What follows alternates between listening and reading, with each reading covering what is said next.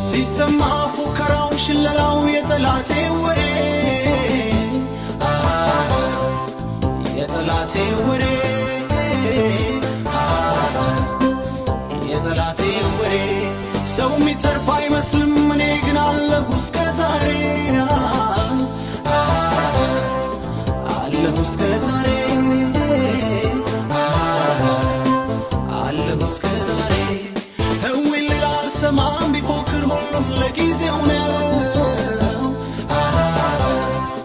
ሁሉም ለጊዜው ነው ሁሉም ለጊዜው ነው የሚያስፈራም ሆነ የሚያስደነግጠው እግዚአብሔር ብቻ ነው እግዚአብሔር ብቻ